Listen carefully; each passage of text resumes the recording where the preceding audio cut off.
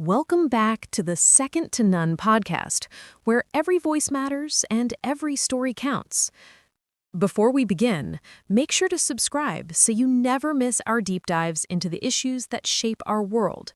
Today, we're exploring the hidden power of banking, how money is created, how it circulates, the role of central banks, and why many believe this system lies at the heart of debt, war, and global control.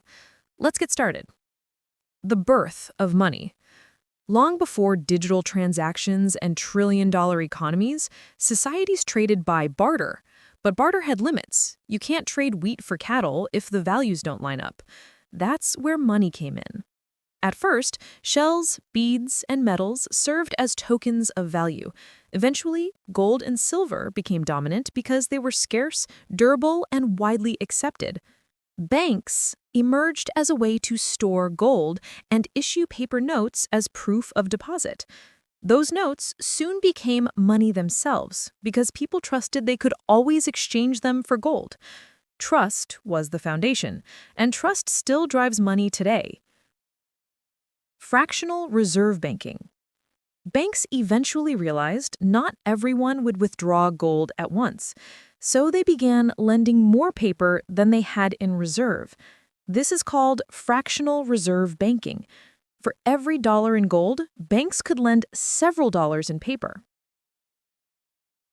That meant money was no longer just a fixed resource. It could be multiplied. Every loan created new money.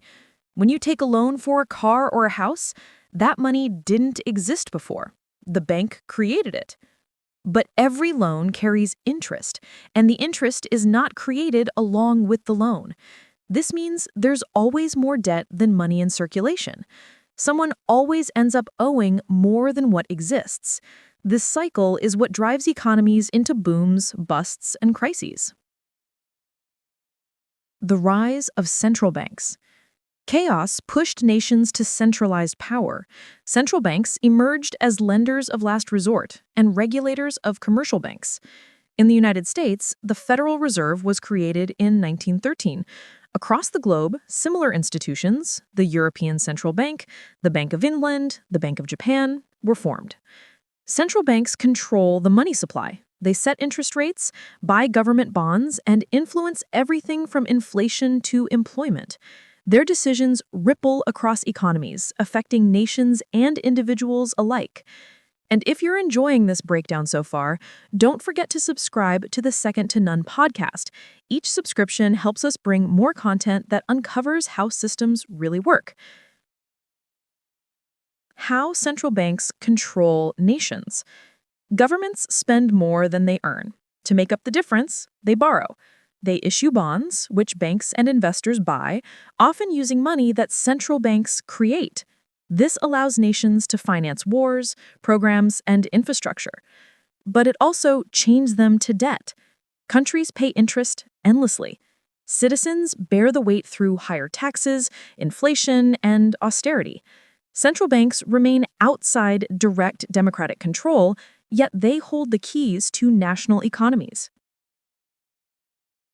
Debt cycles and wars. Debt and war walk hand in hand. World War I and World War II were financed with unprecedented borrowing. Central banks fueled the war machines, and nations emerged buried in debt. Some argue wars themselves are financial strategies, ways to secure resources, reset economies, or enforce control. Either way, wars expand debt, strengthen bankers' influence, and deepen ordinary people's struggles. Global financial power today. Today's central banks operate in a tightly connected world. A decision by the U.S. Federal Reserve can shake markets from Europe to Africa, raise interest rates in Washington, and currencies in weaker economies can collapse.